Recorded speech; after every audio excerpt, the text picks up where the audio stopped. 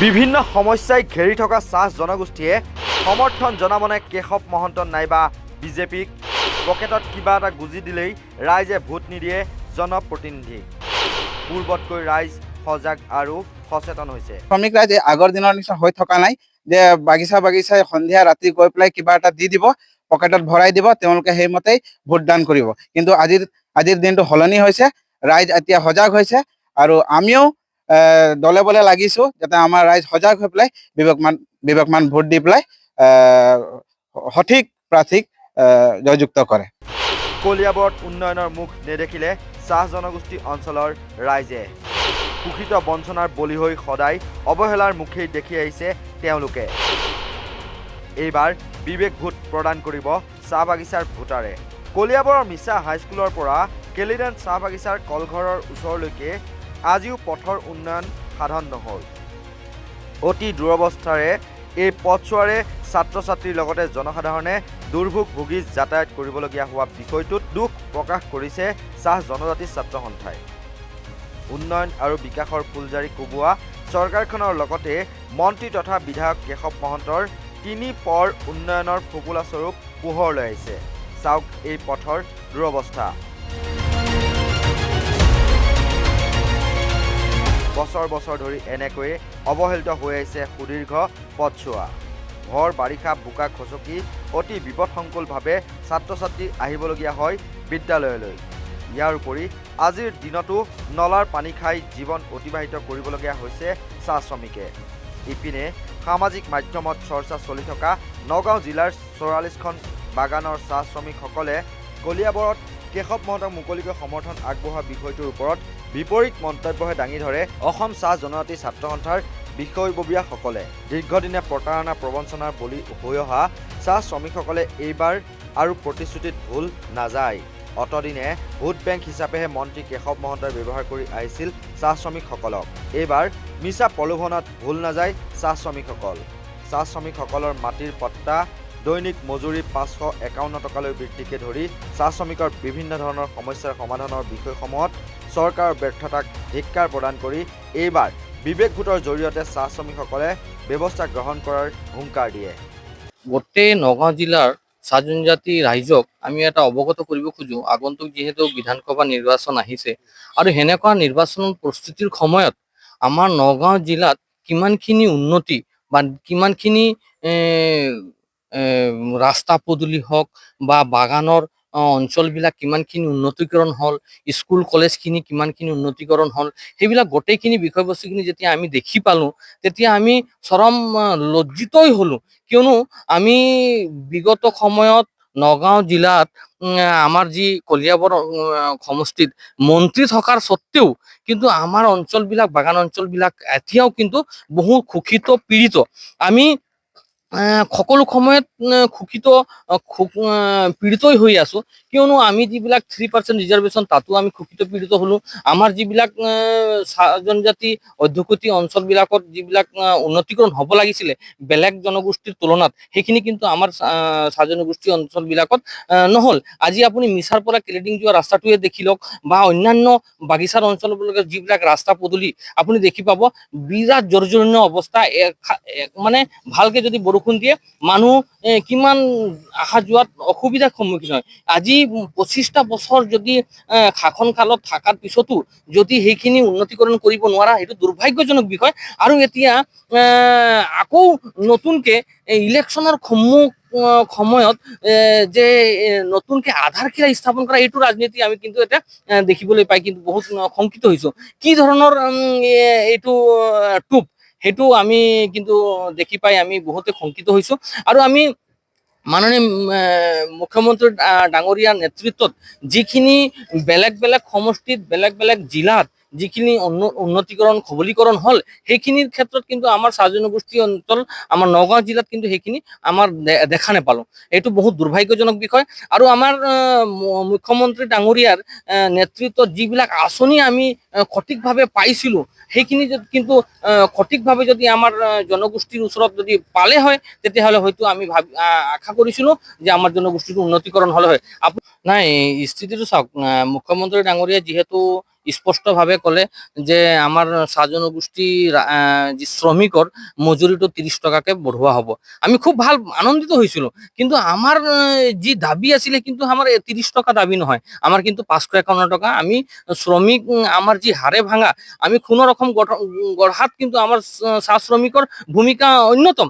সেইকাৰণে আমি সকলো সময়ত দাবী কৰি আহিছোঁ আমাৰ চাহ শ্ৰমিকৰ মজুৰি কিন্তু 551 টকা হ'ব লাগে, কিন্তু হ'ব লাগে। কিন্তু আমি দেখা পাই 30 টকা বঢ়াওঁতে কিন্তু আমি অলপ হ'লেও সন্তুষ্ট হৈছিলোঁ, কিন্তু সেইখিনিও কিন্তু কিমানখিনি সম্পূৰ্ণ হৈ উঠিব সেইটো কিন্তু আমাৰ শংকিত।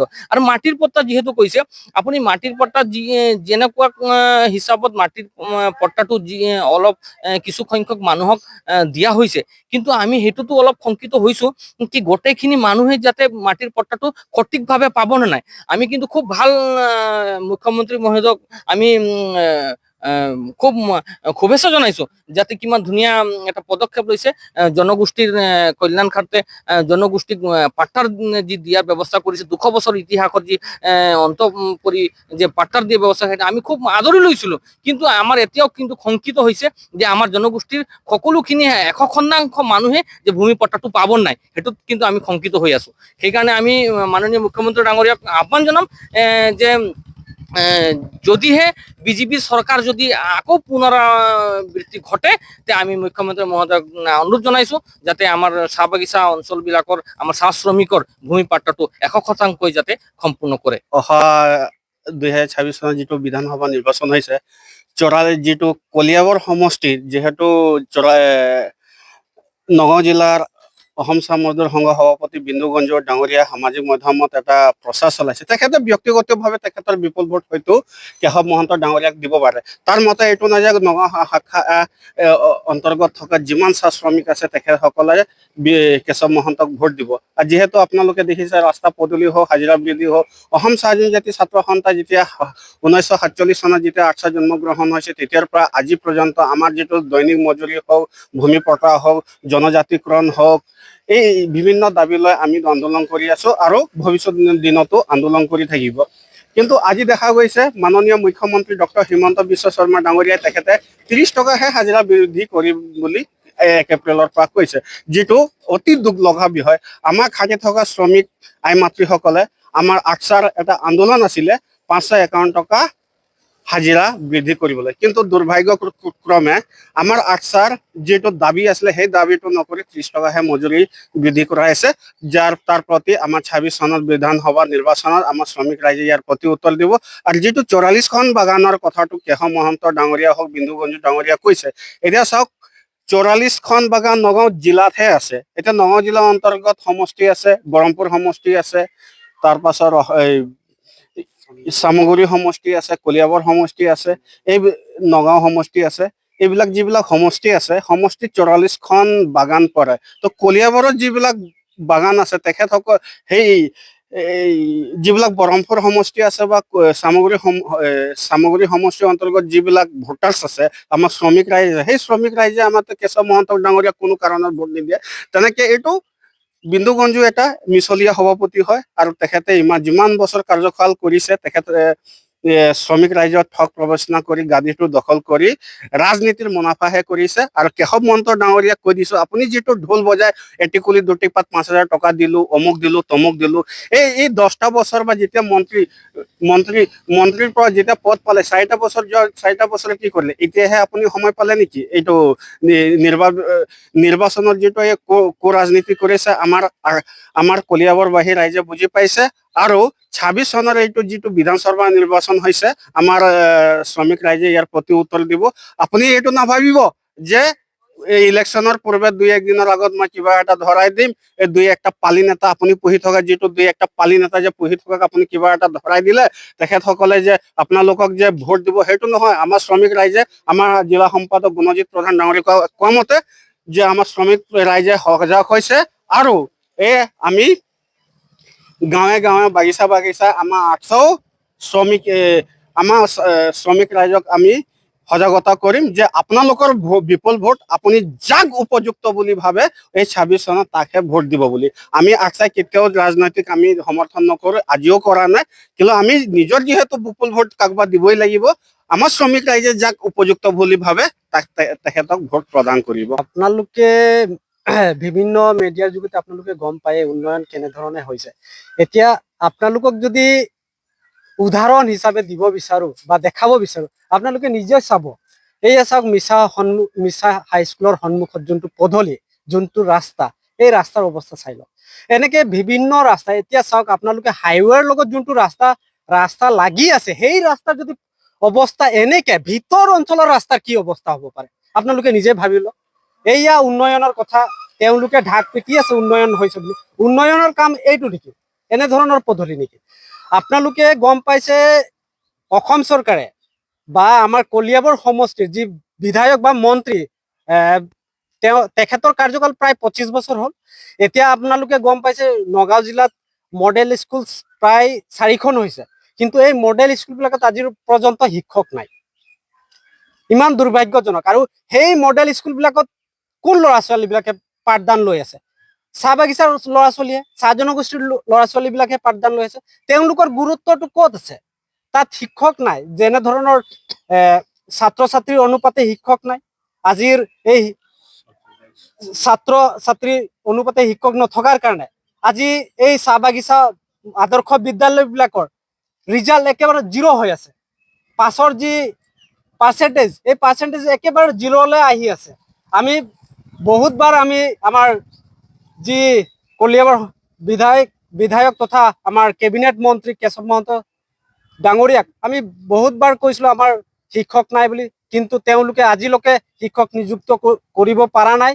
আৰু যিবিলাক এই মডেল হস্পিটেলবিলাক, যেনেধৰণে জাষ্ট এটা এক্সাম্পল দি আছো, ডিজু ভেলীত যি মডেল হস্পিটেল তেওঁলোকে বনালে, এই মডেল হস্পিটেলত আজিলৈকে ডক্টৰ নাই, নাৰ্ছ নাই, এডমিট ধৰক ইনডোৰ কেপাচিটিটো নাই। এতিয়া এনেকে হৈছে, নাৰ্ছো নাই, ডক্টৰ নাই। তেওঁলোকে এতিয়া ডিজু ভেলী চাহ বাগিচাত এনেকে হৈছে, GNM নাৰ্ছজনে ডক্টৰৰ নিচিনা কাম কৰি পেচেণ্টক ট্ৰিটমেণ্ট দি আছে। এয়া হৈছে নেকি উন্নয়ন চৰকাৰৰ? বা আমাৰ যি কলিয়াবৰৰ কেবিনেট মন্ত্ৰী, তেওঁৰ উন্নয়ন এইখিনিয়ে নেকি? সঁচাকে দুখ লগা আৰু লাজ লগা বিষয়। তেওঁ 25 বছৰ সেই কলিয়াবৰ সমষ্টিত বিধায়ক তথা কেবিনেট মন্ত্ৰী হৈ আছে। তেওঁ কি কৰি আছে? মানে এই ইলেকশ্যনৰ প্ৰাক মুহূৰ্তত তেওঁলোকে আধাৰশিলা বনাই আছে। তেওঁ প্ৰায় 10 বছৰ কেবিনেট মন্ত্ৰী হ'ল। এই আধাৰশিলা, এই ইলেকশ্যনৰ সন্মুখত আধাৰশিলা বনাব লাগে নে? এইটো কিবা যুক্তি নে? মানুহে গম পাই আছে এইবিলাক আধাৰশিলা জাষ্ট এটা টোপ মানুহৰ পৰা ভোট আদায় কৰিবৰ কাৰণে। মানুহে স্পষ্টকে কথাখিনি গম পাইছে এইবিলাক অকল টোপ। এতিয়া আমাৰ যিবিলাক সমস্যা, চাহ বাগিচাৰ যিবিলাক সমস্যা, বহুত সমস্যা, মেইন প্ৰব্লেম হৈ গ'ল এতিয়া পানীৰ সমস্যা। জল জীৱন আঁচনিৰ তেওঁৰ নিজৰ ভাতৃ ইমান কোটি টকাৰ জল জীৱনৰ আঁচনি দিলে তেওঁ কন্ট্ৰেক্ট, কিন্তু আজিলৈকে জল জীৱন আঁচনি সম্পূৰ্ণ হোৱা নাই। মানুহে পথাৰৰ বা নালাৰ পানী আনি খাবলগীয়া হৈ আছে। আৰু যিবিলাক কলিয়াবৰ কলিয়াবৰ সমষ্টিৰ অন্তৰ্গত যিবিলাক নতুনকে স্কুল ৰিপেয়াৰিং কৰিবৰ কাৰণে স্কুলবিলাক আহিলে, বা নতুনকে নিউ বিল্ডিং যিবিলাক স্কুল আহিলে, অকল তেওঁৰ যিবিলাক পালি নেতা বা তেওঁৰ যিবিলাক পাৰ্টিৰ মানুহ, এই পাৰ্টিৰ মানুহখিনিকে দিলে। নিবনুৱা সমস্যা ক'ত সমাধান কৰিলে? এটা নিবনুৱা ল'ৰাক দেখোন তেওঁলোকে এই স্কুলখন বোলে কন্ট্ৰেক্টত লোৱা, তুমি এইটো কৰা, এইফালৰ পৰা কিবা ডেভেলপ হ'ব। চাকৰি যিবিলাক ওলালে, ক'ত? চাহ বাগিচাত কেইটা চাকৰি দিলে? এটাও চাকৰি নিদিলে। কলিয়াবৰত আমি এতিয়া হিচাপ কৰিলে হিচাপ কৰিব নোৱাৰে তেনেধৰণৰ চাকৰি তেওঁলোকে দিলে। কিন্তু আমি বহুত খুব আমাৰ বেয়া লাগিছে। আৰু এনেকে যদি ৰাজনীতি কৰে আপোনালোকে 2026 চনত ইয়াৰ ফলাফল দেখি পাব। নিশ্চয়কৈ প্ৰতাৰণা প্ৰবঞ্চনাৰ বলি হৈ কিমান আৰু ভোট দি জনপ্ৰতিনিধিক ৰজা বনাব চাহ শ্ৰমিকসকলে? সঁচাকৈয়ে চাহ জনগোষ্ঠীটোৰ বিষয়ে চিন্তা কৰা নেতা নোলাবই নেকি? কোনে বাস্তৱত উন্নয়ন কৰি জনগোষ্ঠীটোক আগুৱাই নিব, সেয়া সময়ত হ'ব লক্ষণীয়। কলিয়াবৰৰ পৰা ৰিদীপ শৰ্মাৰ প্ৰতিবেদন, নৰ্থ ইষ্ট নাও।